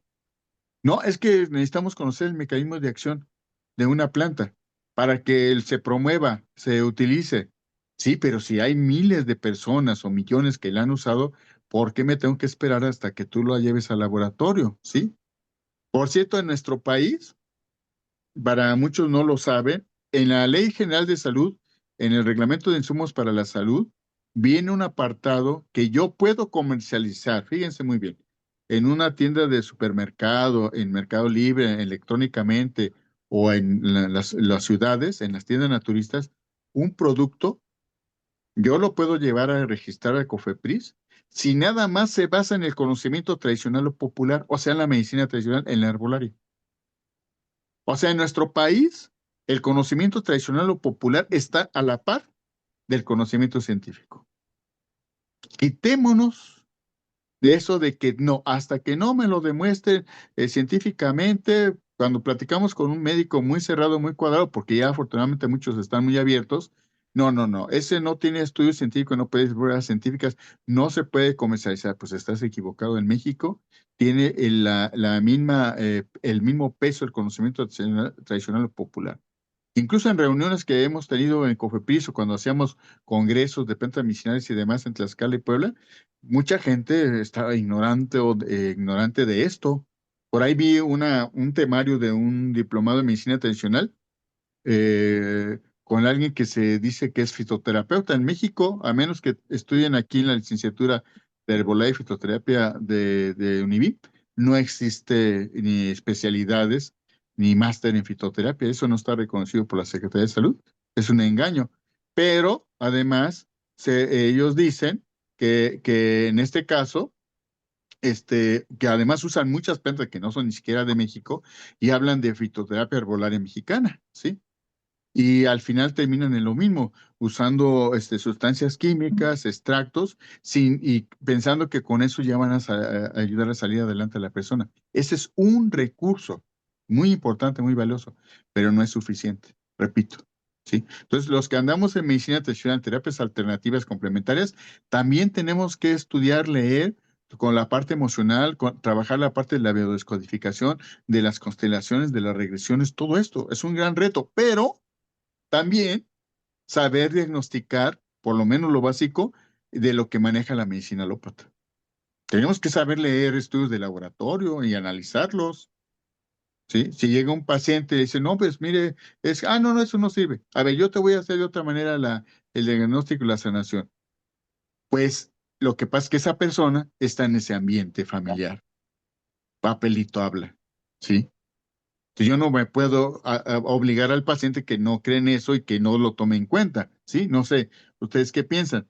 Entonces aquí también en la cosmovisión indígena o de los pueblos originarios, la salud es un estado dinámico de equilibrio interno entre cuerpo, mente, espíritu, bueno, y obviamente somos energía, que depende del estado de armonía con los demás seres humanos, la naturaleza y el cosmos. Es lo que se habla pues de esa cosmovisión que nuestro cosmos, llámenle como ustedes quieran, le llamen una entidad divina X o sean politeístas, finalmente es esa energía del universo con la que estamos interactuando, ¿sí? La enfermedad es consecuencia, perdón, de la ruptura de ese estado de equilibrio que es provocada tanto a nivel interno como externo por diversos elementos. Aquí también viene una reflexión. ¿Para aquella enfermedad tiene que haber salud? ¿Para aquella salud tiene que haber enfermedad? ¿Es dialéctico? O sea, no hay realmente ninguna persona en el mundo que esté 100% sana. Que sea el maestro Espinosa de los Montero de física mental, él que murió a los 100 años, decía, miren, ustedes en la vida se casan varias veces o tienen varias esposas o esposos. ¿Cómo? O varias parejas. ¿Cómo? Sí, puede ser que sean muy exitosos económicamente, no les falte nada, afortunadamente, en lo material. Puede ser que con su pareja también estén muy bien en armonía, en interacción, maravillosos, solidarios y todo amorosos. Pero ¿qué tal en la otra parte, de la parte emocional? ¿Está usted en constante estrés, en disgusto, en frustración, en coraje hacia la vida, hacia los demás? Parecería una contradicción, pero así es. Nunca está satisfecho, ¿sí? Nunca muestra su alegría. Es muy parco, ¿sí? Entonces está reprobado en eso, ¿sí? Entonces, ¿cómo llegar al 100% en cada uno? Pues es muy complicado y muy difícil. Aún yo pienso que, salvo algunos maestros muy grandes que hemos tenido o que hay en otros países, la mayoría estamos en esa lucha permanente y constante, ¿sí? Y no lo veamos como algo negativo, es como una meta a la que tenemos que llegar y para eso pues tenemos que hacer un esfuerzo. Justamente en el proceso de autodiagnóstico, tenemos que ser constantes. Muy pocos hacemos un autodiagnóstico y procesos de autosanación. ¿Y eso tiene que ver con medicina tradicional? Sí, sí tiene que ver con medicina tradicional. De ahí surgió, ¿sí? Que lo manejemos ahora bajo otros términos o otras definiciones, pero es lo mismo. Finalmente, todas las medicinas que nosotros vemos nacieron de la medicina o de los recursos terapéuticos nacieron de la medicina tradicional, ¿sí? Entonces dice aquí más interesante, que hay un proceso de, no lo dice así, pero se los comento. Hay un proceso de coevolución entre nosotros, las plantas, los animales, los minerales. Según la teoría de las asignaturas o de los símbolos, que sigue vigente en muchos pueblos y culturas, que nosotros lo usamos en la medicina tradicional, una entidad divina o X entidad divina, llámenle como sea, o el universo, nos ayuda a salir adelante y nos manda señales, nos manda signos, ¿sí? Nos manda mensajes que nosotros debemos saber captarlos y entenderlos. ¿Por qué en el entorno donde estoy viviendo ahorita, por ejemplo, ahorita aquí que estoy en la parte alta de Morelia, hacia Atécuaro, por qué cuando llego yo acá y hago un recorrido, me encuentro el pericón, la hierba de San Juan mexicana, o el hierba anís, como la conocen los europeos, que ahorita se usó en vísperas del Día de San Miguel Arcángel, que se usó para proteger las casas con haciendo figuras de la cruz? Y que esto tiene raíces prehispánicas, porque era una planta que estaba en relación con Tlaloc, ¿sí? ¿Por qué está aquí cerca? ¿Qué mensaje se me está enviando del cosmos o de esta entidad divina? Bueno, pues que es una planta que te da poder, que te da energía, es una planta antidepresiva, que nuestros antepasados lo usaban para la lucha, para salir adelante, ¿sí? Antes, cuando iban a la guerra, a los guerreros les daban su pericón o se lo fumaban, se lo inhalaban, por eso para algunos autores, por eso viene se surge la palabra pericazo, ¿sí? Y entonces me está diciendo usted que está ahorita aquí, después de que se jubiló, en lugar de caer en una situación de estancamiento, use esa planta para que le ayude a salir adelante y que no se dé por vencido.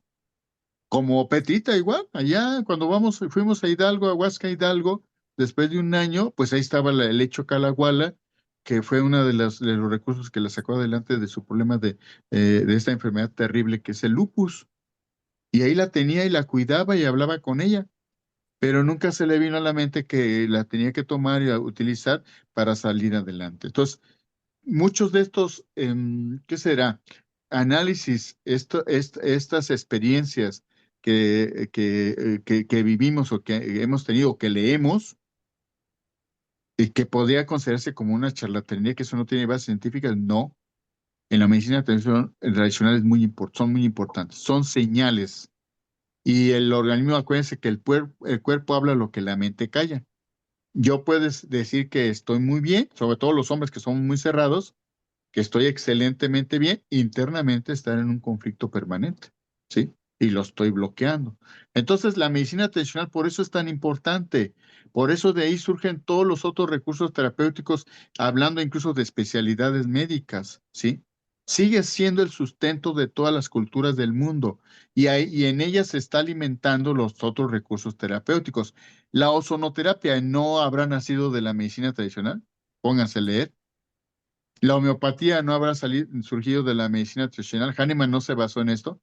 Microdosis del doctor Eugenio Martínez, en paz descanse, no se basó en la medicina tradicional, en la herbolaria, ¿sí? El Reiki. Entonces, lo que pasa es que ya se les asigna un nombre, que pues sí, nos impacta, nos impresiona, pero cuando decimos, bueno, nos antepasados, entonces, ¿cómo manejaban la energía antes? Cuando yo le decía yo es del par biomagnético, pero ok, ya leí, ya revisé y está muy interesante lo que tú planteas y además sí se acerca mucho a una manera de diagnosticar y atender, pero ¿qué usaban nuestros antepasados en lugar de los magnetos? ¿No había minerales magnetizados? ¿Sí?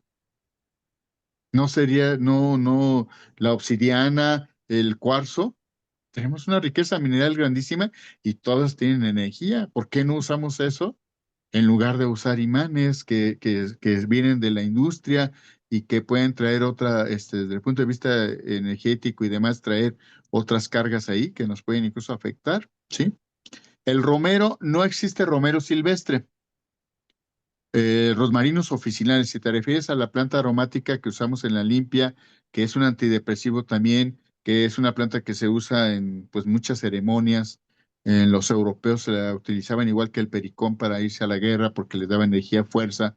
La traían, yo me acuerdo que de niño traía uno, se ponía un escapulario cerca del corazón, sobre todo a las mujeres divorciadas o que tenían un duelo o lo quemaban también o se lo tomaban y lo mezclaban con el pericón, porque pues finalmente somos resultado del mestizaje, entonces el pericón para nuestra parte prehispánica y el romero para cuando llegaron los europeos. ¿Por qué no hacemos una sanación nada más con esas dos plantas? Empiecen ustedes a utilizar las dos plantas, hacer sus tés con ambas, hacer sus saumerios con las dos, quémenlas las dos, hagan sus manojitos y quémenlas, ¿sí? Y van a ver el cambio que van a tener. Impresionante.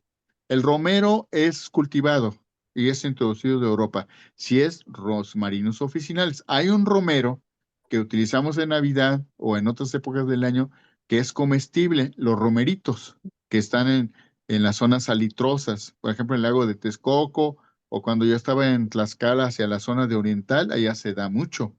Después de las lluvias se empieza a brotar y es muy, muy salado y es riquísimo en molito.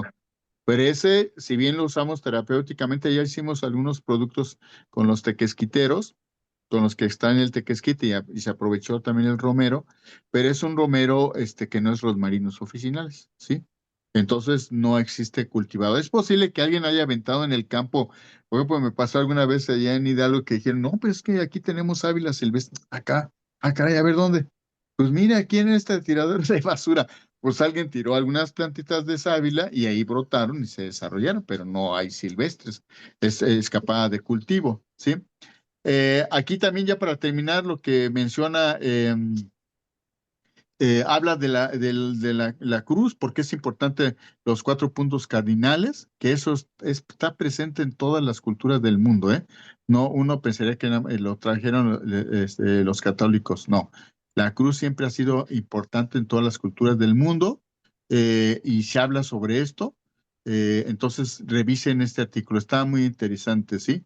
Dice, por ejemplo, las principales causas de enfermedad en los modelos de salud indígena: desequilibrio frío-calor, desórdenes alimenticios, malas posturas y movimientos bruscos, exceso de trabajo, suciedad, debilidad, alteraciones de la fuerza vital, ¿sí? La pérdida del alma, que también viene ahí en el diccionario. ¿Qué es eso de la pérdida del alma? ¿Sí? Bueno, entonces es interesante este material. Mm, Bueno, son 7:23. Déjeme cerrar estos. Si nos vamos aquí vamos a ver el caso de la limpia y vamos a ver el caso del temazcal. Yo les compartí información de los dos, ¿eh? Tienen bastante material para que lo lean. Una observación que se me olvidó decirles. Este grupo que abrí en WhatsApp, en él están varios alumnos de los otros diplomados, que tenemos ahorita, el de Herbolaria Mexicana, Medicina Tradicional, el de Herbolaria para la Mujer. Lo voy a dejar abierto. Lo vamos a usar para subir también la liga de los otros cursos que vamos a dar. El que viene el próximo viernes es el Herbolaria Mexicana. Y luego va a venir, no sé todavía si metamos ahorita lo de microdosis o metamos otro recurso que está tomado de la medicina tradicional mexicana. Yo había planteado que también lo diéramos uno sobre herbolaria para la mujer y herbolaria para hombres. Pero ustedes ahí coméntenlo, ¿por qué no lo sugieren para los siguientes cursos? Ahí van a quedar los documentos y después voy a poner la liga para que los bajen de Drive, el de Google Drive. Pero, ¿qué les iba a decir? Si ya no les interesan los otros cursos, pues tienen la opción de salirse. Si sí les interesa, ahí permanezcan. Y ahí voy a estar compartiendo otros materiales, ¿sí?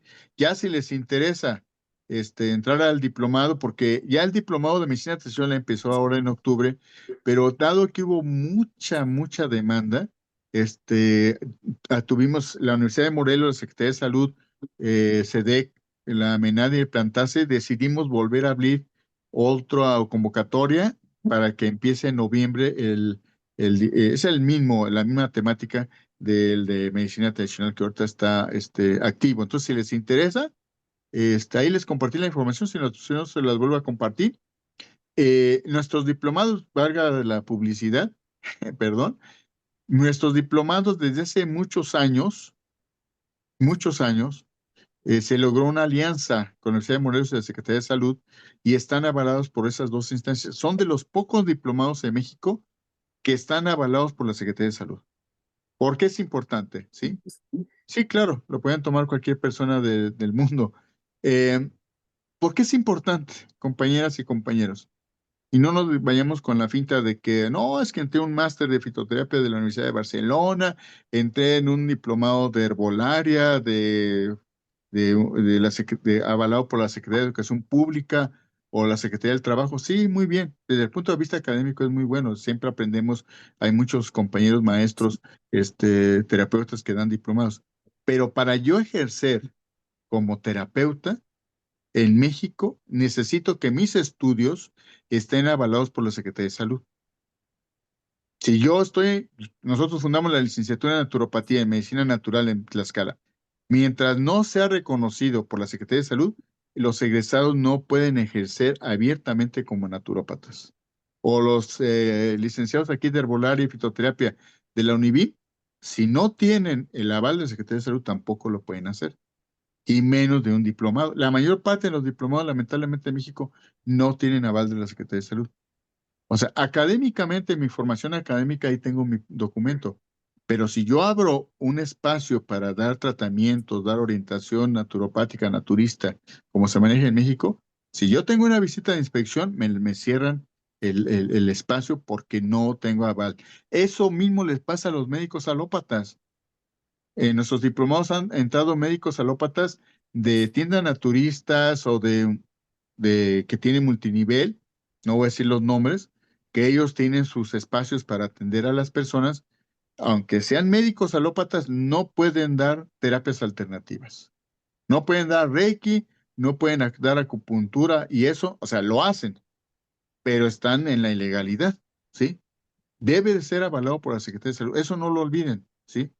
Porque es muy común que dicen, no, y está reconocido por la Asociación Mexicana de no sé qué, la Asociación China o el APEM de allá de España. Perfecto, excelente. Pero en México, ¿quién te da ese reconocimiento? Pues no hay quien. Y en la Secretaría de Salud, pues menos. Entonces, no lo olviden. Por eso fue muy importante, es una de las mejores alegrías que a mí me dio cuando estuvimos en los hospitales integrales con medicina tradicional en Puebla, que se logró el reconocimiento por la misma Secretaría de los médicos tradicionales. O sea, era el colmo. Estaban ahí los terapeutas apoyando, trabajando, ¿sí? Incluso sin negar un salario, y no estaban reconocidos por la misma Secretaría, ¿sí? Los usaban con fines políticos para salir en la foto ahora en el Día Mundial de la Medicina Tradicional, y después de eso se olvidaban. ¿Sí? De ellos. No. Tienen que tener su documento que les dé el aval de la Secretaría como médicos tradicionales, los productos que se elaboraron, que son de los pocos hospitales en México que tienen su cuadro básico de plantas medicinales y de productos herbolarios, reconocidos por la Secretaría de Salud. Eso debe de haber en todo el país, no ser una excepción Puebla, ¿sí? No sé en Chiapas si ahorita se logró eso porque también se estaba en la lucha en aquel entonces. Entonces, sí, yo al rato les vuelvo a compartir los documentos, no los tengo ahorita. Voy a ver si ya los subo a Google Drive y ya nada más les pongo la liga. Y los que vengan, también así le vamos a hacer con nosotros cursos que demos gratuitamente. Y si quieren entrar al diplomado, todavía nos quedan 2 becas, ahorita el 50% de descuento. Ya bien sea en pago en una sola exhibición o mensualmente. Bueno, vamos a terminar. Limpia y Temazcal. Vamos a ver, vamos a dar un panorama general, ¿sí? Y bueno, de herbolaria también les compartí ahí una presentación que yo hice hace tiempo donde viene por un lado, viene un cuadro comparativo, las características de la herbolaria y las características de la fitoterapia. Ahorita a ver si nos da tiempo y lo revisamos. Limpia, ¿qué dice el diccionario enciclopédico de la medicina tradicional mexicana? Y que yo retomé en las presentaciones también que les compartí hace un rato. Es un procedimiento ritual. Fíjense cómo define aquí. Procedimiento ritual cuya finalidad es la prevención prevención, diagnóstico y o al alivio de un conjunto grande de enfermedades. Así, muy escueto, ¿sí? Al rato les comparto ahorita para no interrumpir con mucho gusto. Fíjense, yo no estaría de acuerdo, no sé ustedes, con que diga que es un procedimiento ritual, ¿sí? Hago un ritual y ya a partir de eso ya hago un proceso de sanación o de diagnóstico, no. Para nosotros que estamos en las terapias alternativas, no es un procedimiento ritual, es un procedimiento holístico para la atención para la prevención y atención de la salud. Porque miren, la limpia es el recurso más completo que podemos encontrar en nuestro país como parte de la medicina tradicional. ¿Por qué? Revísenlo ustedes. Se maneja lo corporal, lo biológico, las entidades que alguien puede decir que tiene bichos, que tiene bacterias, hongos. Se maneja ahí. Se maneja obviamente desequilibrios energéticos. Se maneja toda la parte espiritual, de la pérdida del alma, de la pérdida de conciencia, etcétera. Se maneja, obviamente, o sea, toda aquella parte de la alimentación, porque el médico tradicional les va a decir, usted está comiendo alimentos muy fríos o muy calientes, tiene que cambiar su dieta, etcétera, etcétera, ¿sí? Entonces, estamos hablando de un recurso que va más allá de un ritual. Es un recurso holístico de salud que todos, si no una vez en nuestra vida, bueno, debería de ser cada año, nos deberíamos de dar una limpia. Sobre todo si estamos estando en un proceso de crisis permanente, constante, que hasta nos puede estar costando la salud, ¿sí? Que pasamos el COVID y no nos recuperamos, bueno, pues entonces vamos a que nos den una limpia o aprender nosotros a darnos una limpia, pero tomando precauciones porque puede ser contraproducente, ¿sí? Entonces, con una persona que realmente tenga experiencia, como decimos con los médicos tradicionales en Puebla, que sea avalada por la misma comunidad, que le diga, no, esa persona es muy buena, es excelente, que tenga buenas recomendaciones, como lo hacemos con los médicos, los odontólogos. Oye, esa señora da limpia, sí, es muy buena, excelente. Hay que pedir cita, ¿sí? Entonces, en base a eso, nosotros tenemos que hacerlo y lo ideal es que aprendamos algunas de las partes básicas de una limpia para que nos lo hagamos nosotros, se lo hagamos a nuestros hijos, se los hagamos a un bebé, etcétera, ¿sí? Siempre haciéndolo con profesionalismo, con ética, ¿sí? Dice aquí, entre ellas, estas enfermedades, es interesante, porque aquí habla de enfermedades atendidas por la limpia, ¿eh? Ojo, no siempre en la medicina tradicional se habla de enfermedades, se habla de síndrome de filiación cultural, o sea que ponen en tela de juicio que sean enfermedades lo que atiende. La medicina tradicional no, son enfermedades incluso que maneja la medicina alópata. Entre ellas destacan las concernientes a la penetración de inmundicias en el cuerpo, la contaminación producida por aires, con volición o sin ella, que circulan en el viento, con la brujería, especialmente aquella donde el hechicero o la hechicera envía fragmentos de basura que se alojan en el interior de su víctima, las emanaciones perniciosas que transmiten algunas personas a sus semejantes, por ejemplo, la envidia y el mal de ojo. También atiende limpia la acumulación de calor e impurezas durante el embarazo y con la pérdida del alma, la pérdida del soplo anímico, ¿sí? Para descontaminar una casa, un huerto e incluso una comunidad entera, ¿sí? Bueno, esto lo podemos también eh, llevar a otras cosas más modernas o más cotidianas, que es el hecho de que yo me esté enfermando constantemente de un padecimiento, que esté estancado económicamente, que tenga siempre una percepción que me lleva a una depresión, a una tristeza y no puedo salir adelante. Bajo la medicina tradicional se puede interpretar de otra manera eso que estoy viviendo. Bajo la medicina alópata, pues me dan un antidepresivo y me van a decir que el resto de mi vida voy a tener que tomar ese antidepresivo, ¿sí? ¿Puedo conjuntar ambas cuestiones? Sí, generalmente. Por eso yo le decía, ese párrafo que leí al principio que maneja Carlos Sola, en paz descanse, de que en la medicina tradicional, en la medicina doméstica, la medicina cotidiana, hablo de una salud real, donde combino recursos muy antiguos de las abuelas, de las mamás, de mis tías, ¿sí? como también en la alimentación incluso, ¿no? Que si mi abuela hace unas verdolagas riquísimas y yo como verdolagas me siento eufórico, me siento contento, ¿sí? Y sano, me siento con mucha alegría, con mucha energía. Pues los alimentos obviamente curan, pero la cocina, todo lo que cocino yo, que consumo, puede ser pernicioso, puede ocasionarme un mal o puede ayudarme a salir adelante, ¿sí? El ambiente, repito, en donde estoy, ¿sí? Pues si yo leo algo sobre Feng Shui, pues voy a ver que en la medicina tradicional mexicana pues, también se maneja el Feng Shui, ¿sí?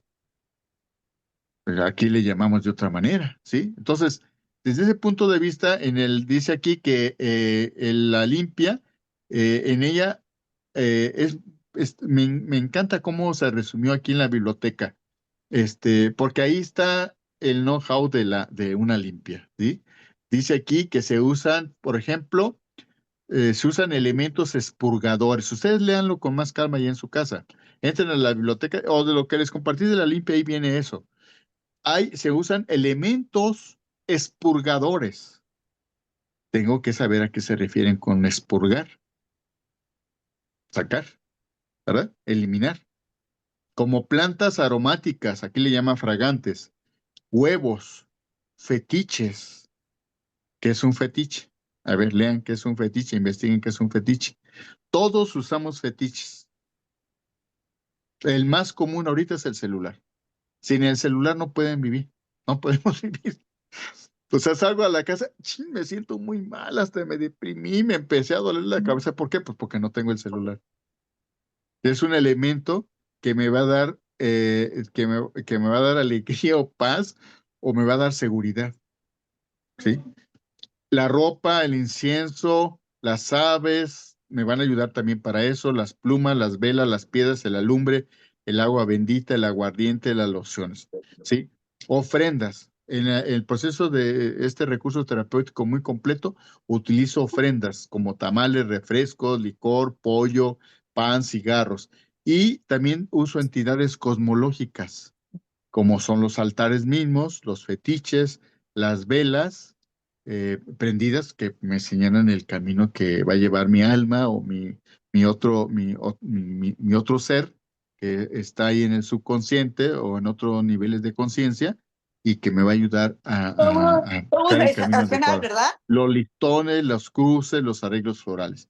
Bueno, revísenlo porque ya no me va a dar tiempo, pero fíjense, de las plantas de los recursos herbolarios que más se utilizan en las limpias, por lo menos en ese momento cuando recopilamos esta información, está la ruda, que hay ruda mexicana y ruda europea, está el pirul, que el pirul viene del Perú, se introdujo a México del Perú, la albácar, que viene de Asia, el cempasúchil, la flor de muerto, que ahorita la vamos a tener a la mano, ¿sí? El pericón, la Santa María que viene de Europa, el romero que viene de Europa, la jarilla o el azumiate que lo encontramos por todos lados. Aquí enfrente de la casa de ustedes tengo un azumiate, una jarilla, que un vecino dice, no, hay que cortarlo. No, es que tiene muchos usos terapéuticos y además tiene algo muy importante. Me ayuda como un expurgatorio, porque si yo tiene las hojas, tienen como este pegamento, si yo lo paso, me va a limpiar, me va a ayudar, ¿sí? En el temazcal o en la limpia. El tabaco, ¿sí? Y también, pues, en otras partes del país se usa el huele de noche, el pino, el ocote, el amalba, el estafiate, el epazote, ¿sí?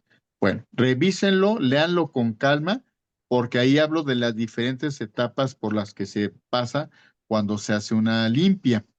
Y si tienen alguna duda, como el grupo se va a quedar abierto, este grupo hasta finales de este mes, ustedes ahí preguntan, ya leí lo de la limpia, lo que usted nos mandó, o ya está una experiencia así, pero encuentro esta situación que no entiendo. Y pregúntele para que todos seamos copartícipes de su experiencia o de la pregunta que ustedes están haciendo. Bueno, voy a terminar con lo del temazcal, ¿sale? Bueno, entonces, en el caso del temazcal, hay mucha información del temazcal. De hecho, en el diplomado, pues hablamos de desde la construcción del temazcal, todo lo que implica Ven a escuchar, mi amor. el tipo de temazcal. Hay personas, hay curanderos, hierberos, médicos tradicionales que hablan de diferentes tipos de temazcal, ¿sí? Según el uso, el destino que se le dé, pero pues tiene un sustento prehispánico y también tiene un sustento científico el temazcal, ¿sí? Déjenme ver aquí dónde estamos. Temazcal. Ay, perdón. Por ahí quiten el sonido porque nos estamos enterando allá de tus cosas personales. A ver, el temazcal se considera, sí, apaguen por ahí el micrófono. Repito, ya no nos va a dar tiempo porque ya faltan 20 minutos para que terminemos el curso. Cualquier duda, comentario lean por favor los documentos que les puse, no es para que los guarden. Pongan anotaciones, ¿sí? Igual cuando dé lo de herbolaria, no nos va a dar tiempo. Si ya quieren profundizar sobre esta temática, entonces se tienen que entrar al diplomado, ¿vale?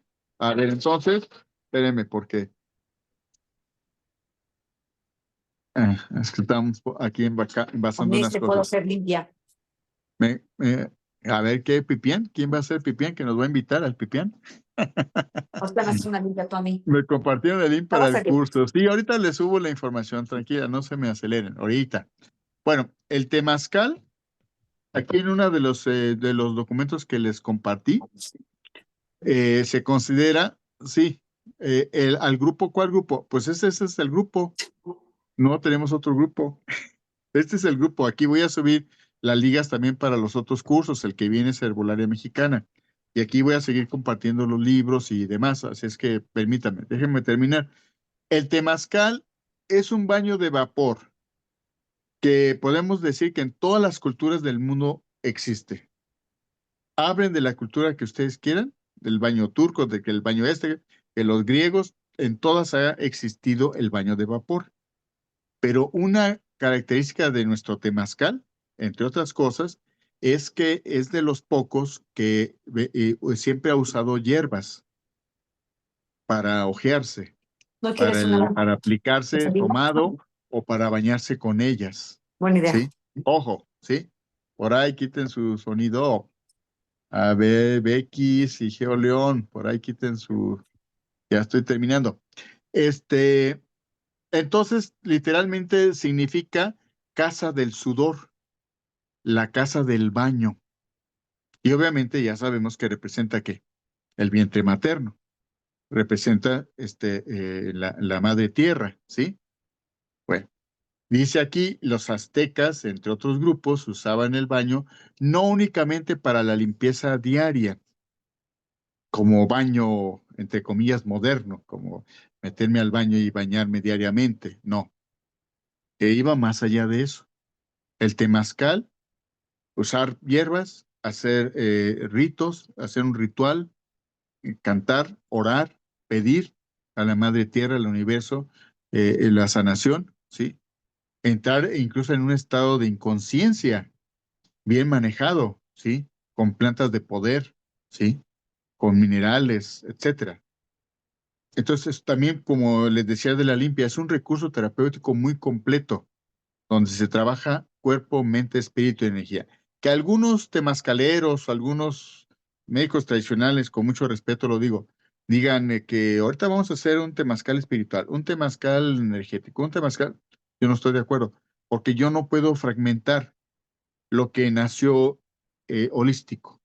El temazcal siempre ha sido holístico, desde épocas prehispánicas, ¿sí? Que ya lo hacen por una cuestión de business o de decir que son especialistas en ciertas cosas, bueno, es otra cosa, pero eso no es el temazcal, discúlpeme. El temazcal, el más tradicional es en forma de iglú, ¿sí? Que representa entonces el vientre materno de la madre tierra, de alguna manera lo que se experimenta es un renacimiento. Por eso es muy importante este recurso terapéutico, ¿sí? La puerta representa el útero de donde salimos de nuestra madre y al entrar de nuevo es un acto sagrado de regresar por donde venimos al mundo. ¡Qué impresión! El interior es oscuro, caliente y húmedo, nos contiene y protege como el vientre de nuestra madre nos contuvo y nos protegió. Por eso hay muchas personas que por un lado no es que les cause terror, pero les mueve todo el piso, no se atreven a entrar a un temazcal, porque puede ser que en la experiencia de cuando se estuvo en el vientre materno hubo una situación de violencia, una situación muy tremenda, que incluso estuvo a punto de que nuestra mamá biológica nos fuera a perder. Y aunque no seamos conscientes que vamos a entrar al temazcal por eso, de alguna manera bloqueamos, ¿sí? Entonces, muy importante saber por qué no nos llama la atención o tenemos mucho miedo o no queremos entrar en una experiencia así. Entonces, a diferencia, repito, de los baños escandinavos, turcos, africanos, sí se usaban, se han llegado a usar plantas o se llegaban a usar plantas, ¿sí? Pero en este caso, muchas veces no se usaba dentro ni tomadas las plantas, ni nos enjuagábamos con ellas, ¿sí? Entonces, en el caso de nosotros, repito, el temazcal va más allá de la parte biológica, de que una enfermedad que se tiene, que una artritis, eso no, va más allá de eso, ¿sí? Un buen temazcalero lo tiene que manejar holísticamente. Bueno, aquí habla un poco de historia del temazcal, ¿sí? Y bueno, cuando hablo que un temazcal terapéutico, repito, no es desde el punto de vista biológico, tiene que ser desde un punto de vista holístico, ¿sí? Donde estoy moviendo muchas cosas de mi ser, en lo espiritual, en lo energético, en lo emocional, incluso puedas llegar a hacer una regresión cuando esté en el temazcal, ponerme a llorar, a sentirme muy mal. Y el temazcalero tiene que estar siempre al pendiente, incluso antes de que entre el temazcal. Si es un buen temazcalero o temazcalera, se da cuenta que esa persona no va a poder estar mucho tiempo, que si acaso 10, 15 minutos, ¿sí? Porque tampoco se trata de un martirio, ¿sí? A ver, fíjese, porque muchas personas luego dicen, es que yo aguanté el temazcal como una hora. No, aunque me sentí muy mal. No, espérate, espérate, espérate. Entonces, cuando estabas en el vientre materno, ¿tuviste que aguantar? Pues no se supone que es la felicidad. No se supone que estoy en el vientre de mi mamá y estoy muy feliz, muy contento porque estoy desarrollándome y me está criando. ¿Qué es eso entonces, no? Entonces, en este caso, tengo que ajustar temperatura, vapor, todo tengo que considerarlo para que sea un disfrute el temazcal, ¿sí? Dice aquí, se da un proceso de autorregulación del cuerpo donde actúa el sistema simpático y parasimpático, se responde con una homeostasis acelerando la circulación y sudando aún más, por lo que la eliminación de toxinas se da al máximo, ¿sí? Eh, Dice aquí también, en el caso bueno, habla de otras medicinas tradicionales en China, por ejemplo, pero bueno, eso no lo vamos a referir aquí. Se habla de que se puede usar incluso para atender desórdenes como infertilidad, para en el embarazo. Obviamente volvemos a lo mismo. Ahí el que aplique el temazcal debe ser experto, tiene mucha experiencia. Para el embarazo, para el posembarazo, para la purificación y fluido de la leche materna, ¿sí? Para una persona que sufre mucho de enfriamiento, cuando, por ejemplo, no pueden procrear, que se maneja en la medicina tradicional, que hay un enfriamiento a nivel de ovarios, de trompa de falopio, etcétera, ¿sí? Bueno, ¿qué más? Aquí hay otra información muy interesante, cómo actúa a nivel del sistema linfático. Ah, Mascal Guerrero, sí. Pues yo respeto, sinceramente, pues yo he estado en muchos eventos con los médicos tradicionales en Puebla, donde aprendí muchísimo. Yo les decía, oiga, y hay una para una especialidad del temazcal para. Pues, no, eso no existe. Es un temazcal y ya. Nada más que hay que ajustarlo a cada persona, a cada grupo que viene, ¿sí? Y hay que escoger las plantas adecuadas, las piedras adecuadas, el tiempo, todo eso. Pero que dijeran, este va a ser más de carácter espiritual, este va a ser. Pues discúlpeme, pero eso no es parte de la medicina tradicional. Bueno, les di una revisada así muy general, ¿eh?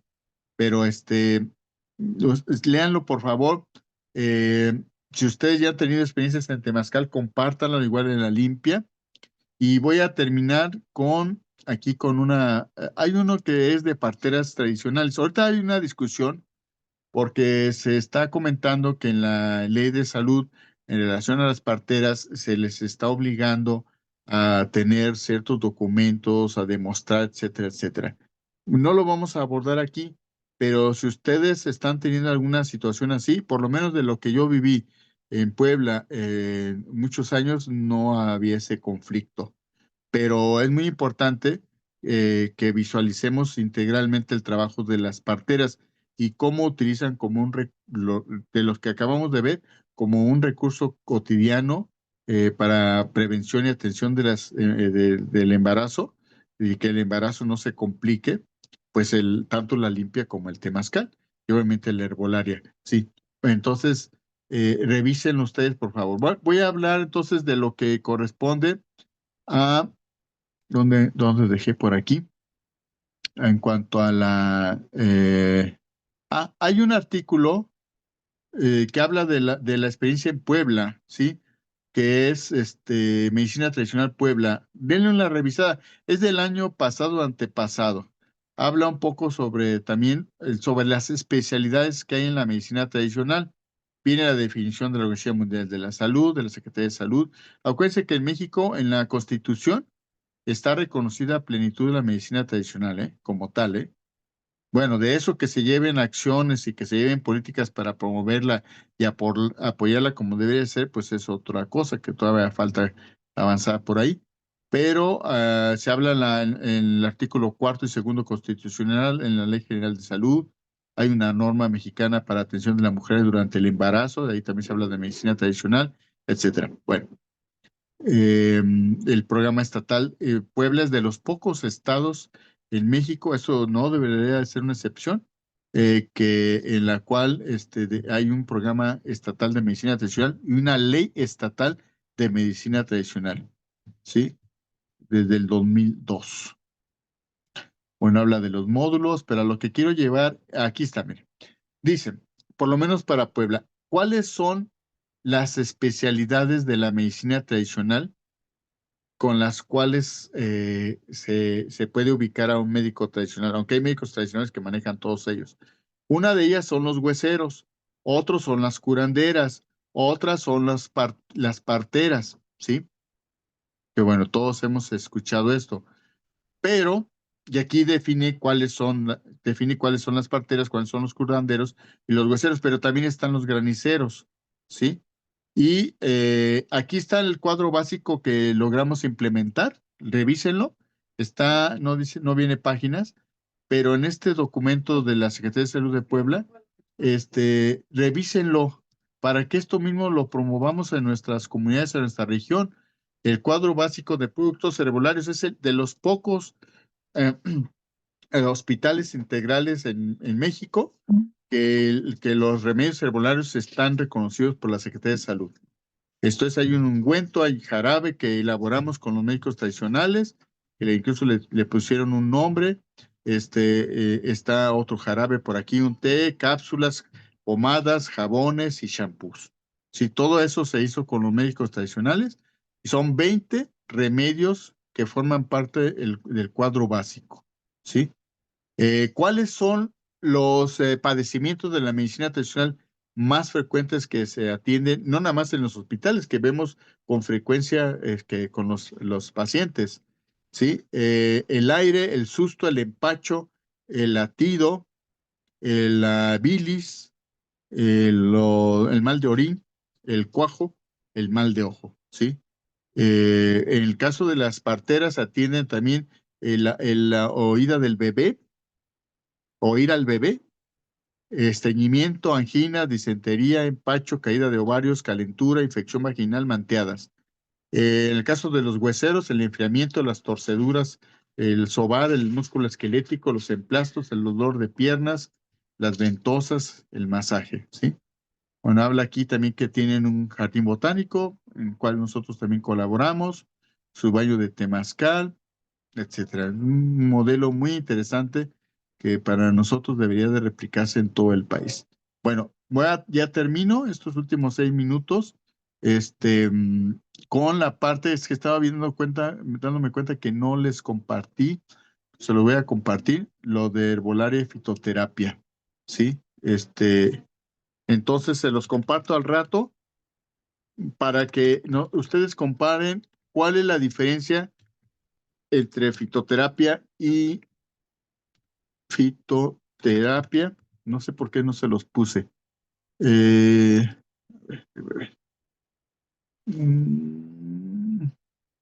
Bueno, se los comparto al ratito porque no lo encuentro por acá. Pero bueno, nada más para cerrar. Herbolaria es la madre que dio origen a la fitoterapia. La herbolaria es un conocimiento ancestral milenario en el cual nosotros utilizamos plantas para la prevención y atención de los problemas de salud. Así los definimos. Y que se ha transmitido ese conocimiento por vía oral de generación en generación. Aunque ya actualmente, pues muchos hierberos, curanderos, médicos tradicionales anotan en su libreta o en su celular sus tratamientos y el uso de las plantas determinadas, ¿sí? Para la atención y prevención de la enfermedad en su paciente. Pero por lo general, el conocimiento herbolario se ha transmitido de generación en generación. En el caso de la fitoterapia, nace de la herbolaria, toma la parte biológica, la parte química de las plantas, por eso se habla de principios activos, ¿sí? Entonces lleva al laboratorio, hace sus estudios clínicos, su análisis, por ejemplo, su taxonomía, se trabaja en la fitoquímica, la farmacología, la toxicidad, etcétera. Entonces, la fitoterapia se basó en un pedacito de la herbolaria. La herbolaria es holística. Aquel que se diga herbolario y maneje un tratamiento a base de una planta o 2 plantas, 20 plantas, y no trabaje la parte espiritual energética, eso no es un herbolario, ¿sí? Se está acercando más a un fitoterapeuta o a un médico alópata, nada más que la diferencia es que usa plantas, ¿sí? Usa un extracto, una tintura, unas cápsulas. No, el herbolario tiene que visualizar holísticamente el problema de salud, ¿sale? Entonces, en su tratamiento, no nada más va a dar un remedio con plantas, ¿sí? También va a hablar de la parte emocional, de que esa persona tiene que trabajar en su espiritualidad, introyectándose, trabajar procesos de autosanación, etcétera. Y obviamente cambios en la alimentación, ¿sí? Entonces, hay otros rubros que distinguen entre herbolaria y fitoterapia. Ahí les comparto la presentación más tarde, con mucho gusto. Y pues con eso estoy terminando. Déjenme ver qué escribieron por aquí. Me tengo que retirar. Muchas gracias. Yo también ya me tengo que retirar. Diciendo que es temazcal guerrero. Sí, bueno, yo respeto que digan que es un temazcal enfocado a cierta cosa, a otra, pero el temazcal en sus orígenes no es así.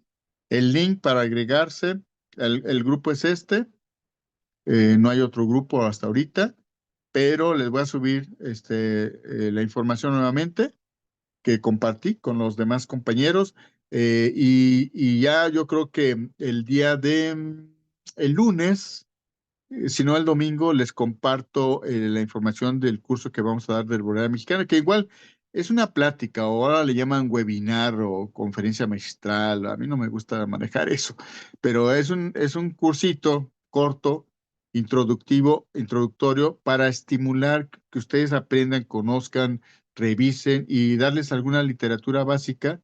Ya si quieren profundizar, pues ya tomarían otra clase de el diplomado o otro, un seminario o algo así, ¿sale?